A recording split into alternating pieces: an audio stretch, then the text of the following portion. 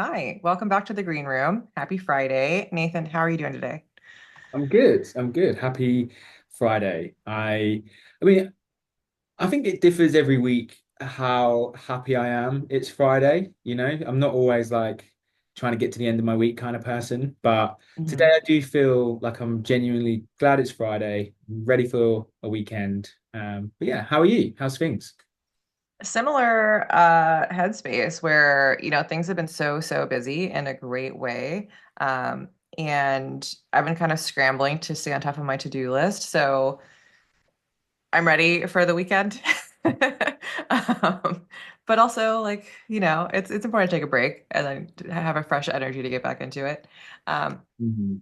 I've been thinking a lot about time management, project management, and still remaining like available and responsive to teammates, just for those like random questions that come in throughout the day. Um, are you staying on top of things lately? No. Um, to be honest. I feel like sometimes I get to this point, and it's always fun because obviously we're in different time zones. So I guess I'm Mhm. closer to the end of the week than you. However, before I hopped on to talk to you today, I was looking at my to-do list and I was like, what really needs to be done today? And Mhm. what can kind of be like the shaping up my Monday morning? And I always feel like I do that exercise most weeks, but this week I just feel like there's a lot. So Yeah. I think yeah, it can be hard to keep on top. Yeah, this is something that we hear a lot from our clients as well, and we're doing those client interviews. Being more efficient comes up as this like need that event planners have. Um, in addition to what other responsibilities you might have, right? So many people we speak to, they're not full-time event planners. They have this other role, and then on top of it, they have to also manage a conference or a meeting or whatever it may be. So I feel like you have a really good understanding of what this is like. So could you kind of like walk me through some of the things that event planners have to juggle?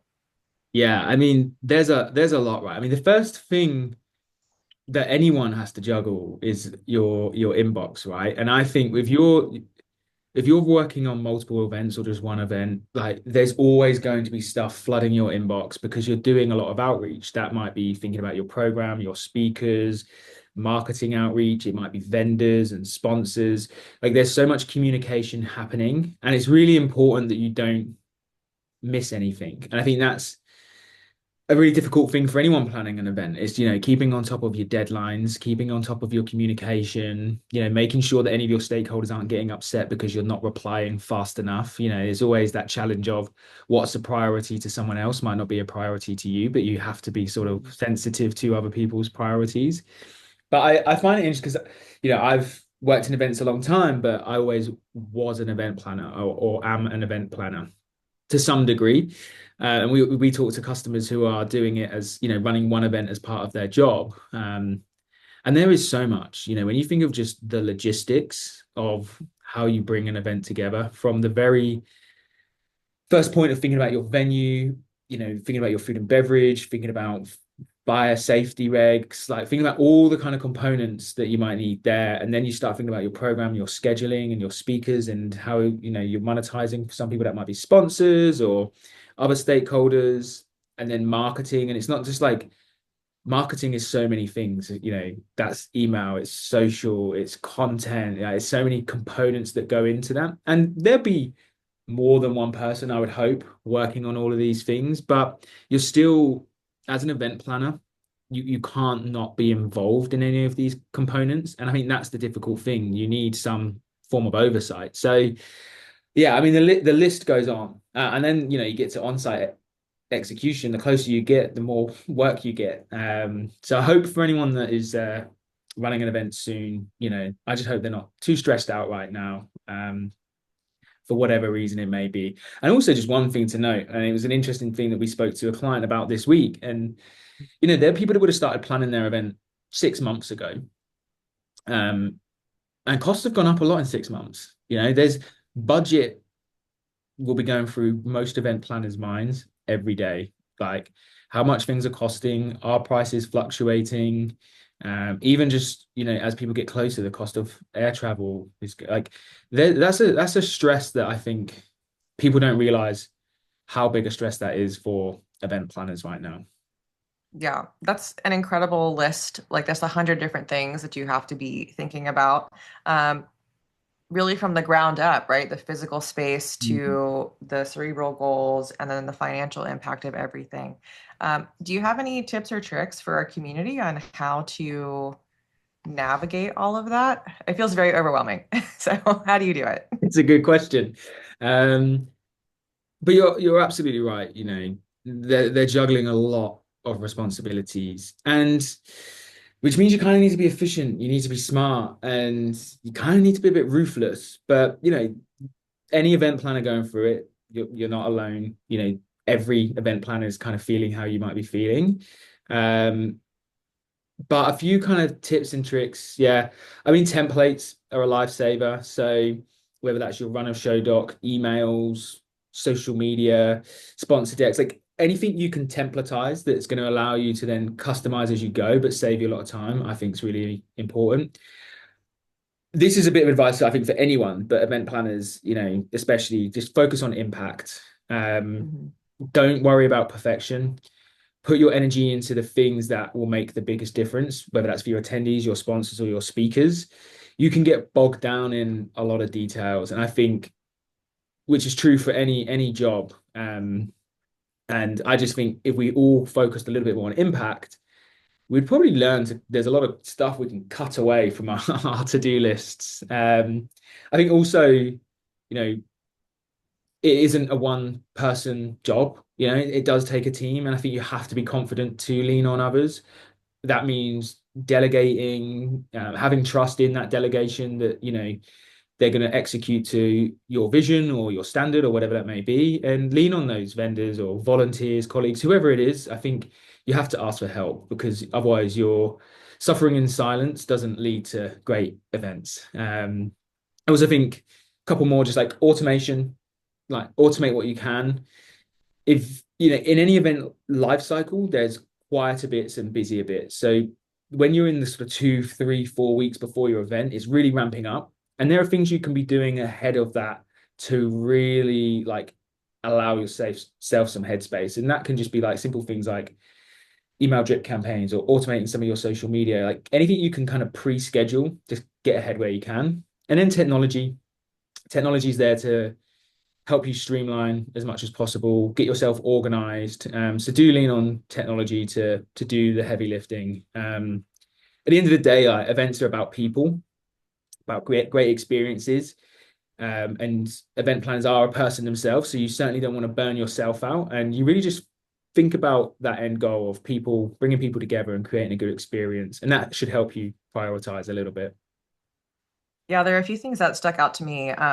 Obviously for event planners, but also for myself, navigating my to-do list and across my different projects. Mm. Um, Something you mentioned was kind of like that ruthless prioritization and thinking about it in terms of impact and not just impact for yourself, but impact for others and having to manage expectations around like what's important and why. I feel like that's a huge part of my job as a product manager and like trying to drive alignment with all my different stakeholders, internally and externally, of what are we doing in what order and why are we doing it. Um, so that really stuck with me. And I think the other piece of that is like you're not as one person, you're not going to be able to execute on everything perfectly. So yeah, communicate, lean on other people. I think that's really, really valuable advice for our event planners in the audience, but also people like me who are just like, what do I even do next? Yeah. Like, how am I going to get all this done? Um, let's dig into a little bit about the technology piece. Obviously, Guidebook, we're a tech company. We want to help event organizers be more efficient and effective and like drive that impact for themselves and for their audiences. Um, but getting into like the nitty gritty, not just this event management software, but like your task management software, right? Your project management software. Um, like you were saying, tools for email campaigns or scheduling your social media. I think there's something there that we could all, learn a little bit more about, and specifically AI tools, right? So in a previous episode of Guidebook Greenroom, we had Shannon in here with us, and he's so interested in artificial intelligence. Um, I'd love to hear, like, since then, have you guys been using AI tools more or less frequently? Like, how has that evolved as, that time has passed? Yeah, I mean, the short answer is more, and I want to continue to using it as much as I possibly can.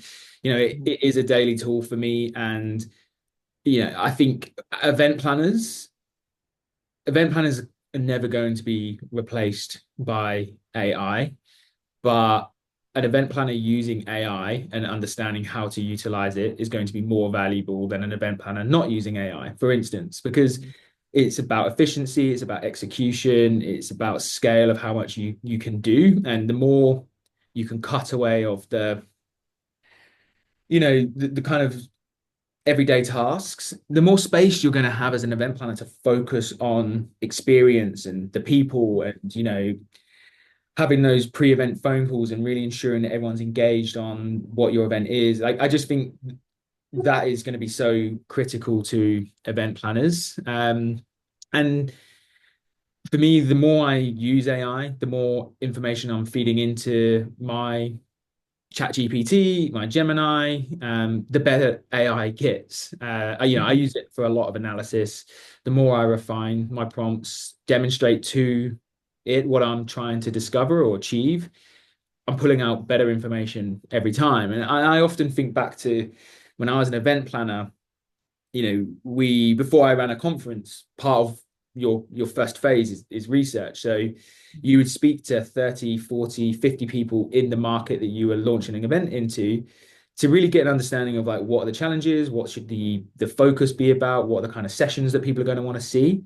And analyzing that data was is a laborious task. And I just think back to like how AI could have helped me speed up that process, go through those calls, go through those transcribes, spot trends, spot any kind of correlation within the data, any missing data that maybe then I can update my research questions or ask better questions or dig deeper into certain bits. And talking about how AI can save event planners time, if you're speeding up that process, you're going to have more time to do other things. And that might be from a marketing perspective or whatever. So like you're going to get so much more value that you can put into your event. So yeah, that's my kind of like, yeah, I'm going to keep using it more and more and more and thinking of all the ways that it can help me. Mhm. That reminds me of kind of the low tech processes that we've all really deeply understood through necessity, which was like wanting to delegate something to someone else. 75% of delegation is educating that person on what you want out of them, right? Or like why you're entrusting them with this task and what would be a valuable outcome from, their assistance or their contribution to your project. And that's really, really important, right? It like again, generating that alignment, focusing on the impact, everyone being on the same page, and then they can hit the ground running and deliver. That's very, very important. And it's just incredible that with, your ChatGPT or Gemini or I was using Claude the other day, the speed at which you can train this assistant so that you can then trust your delegation to them of this work will not be a waste of your time. You don't have to redo it a million times or like double check with the work. You still should double check it. You should still review what the software is telling you. Um, but on one hand, it's such a boon, right? I can just get this done. I don't have to involve another person. But on the other hand, I do sometimes wonder if we're missing out on some perspective that like another human being could offer because of all of their contextual experience and like just there are things that I don't think to tell Claude, right? Whereas if you and I were looking at a data set together, like we'd be bouncing off ideas and like asking all these different questions to arrive at a refined prompt, for our own analysis. So I think about that sometimes. I'm just like, uh, AI tools can definitely help us, but there's still a limit of my brain, Yeah. right? Um, so I don't know what the best thing to do is, but with the continued advancement and development of AI tools, maybe we'll close that gap as well, right? Yeah, I'm not sure. I'm sure we will. This is all evolving so fast, right? When we're coming up with ideas, they're already solving them, or we hopefully. Yeah, yeah.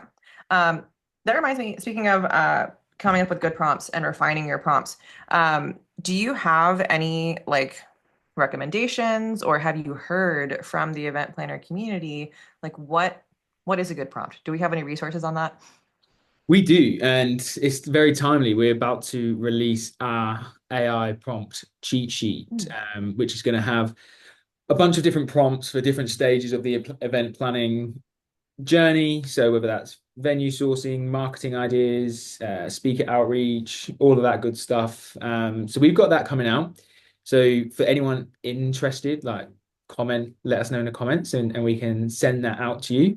But we also the went to our event planner community. We asked them some questions, and it was just really interesting. Like 70% of event planners are do feel that AI is rapidly changing event planning in 2025. And we picked the word rapidly on purpose because I think it really signifies the speed of change that people are really feeling this year. And that's a good chunk of event planners that are saying to us, we see that this is moving very fast. And I think, I get sentiment from people that it's moving too fast. Sometimes you haven't got time to figure out technology. It's evolving too quickly, and you also don't know what you can and quite can't do with it. So we want to help there. We're creating resources to do that, and we'll be sharing them in the sort of coming days and weeks. And you know, we'll probably host more conversations and sessions around the data we're kind of getting from our event planner community as well. So watch out for a lot of that stuff coming up. I love that. I'm so excited to hear that the team is putting some of those resources together and like we'll have a community event around it or two. Before I let you go, like one more thought sparked in my mind, which was, yeah, we want to be more efficient and effective with our time so we can do more, we can deliver more high value work to whoever is expecting that of us. But also, like, don't forget to carve out some time for yourself, right? Like, I'm gonna ask you what books you've read so far this year because that was your New Year's resolution. Um, but like, make sure you are sure you're making more time so you can tackle the next item on your to-do list. But also, like, make sure learning is on your to-do list. Make sure that reflection is there. Make sure reading or attending a workshop or something is there. And I'm thinking about that a lot. Again, time management, project management. But what about my own personal development? So have you read anything since we last spoke about Yeah, I that mean, resolution? obviously, I think I'm on my fourth book of the year. Amazing. I'm trying to remember You're what the first one was, but I read Orbital, and that's a very small book. I'm Mhm. currently reading a book called Archangel by Robert Harris. Okay, It's pretty good. It's heating up. It's about the finding Stalin's notebook. And then obviously cool. we read Forget the Funnel. Yes. Always my two desk books that I always have handy. I have them right here as well. I've also got Reset by Dan Heath Very on nice. my desk. Uh, What are you reading right now? um, I was reading some Brain Candy, and then I've started the Malazan books. This is not work related.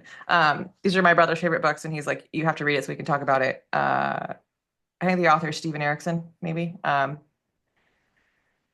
So we'll see how that goes. It's an epic series. I'm looking forward to like sinking my teeth into it. Nice. Maybe I'll take some breaks for some more like nonfiction along the way. Yeah, nice. Sounds good. Sounds good. Well, always great to see you. Have a great rest of your Friday and a great weekend, and we'll see you next time. Yeah, good to see you as always. See you next week.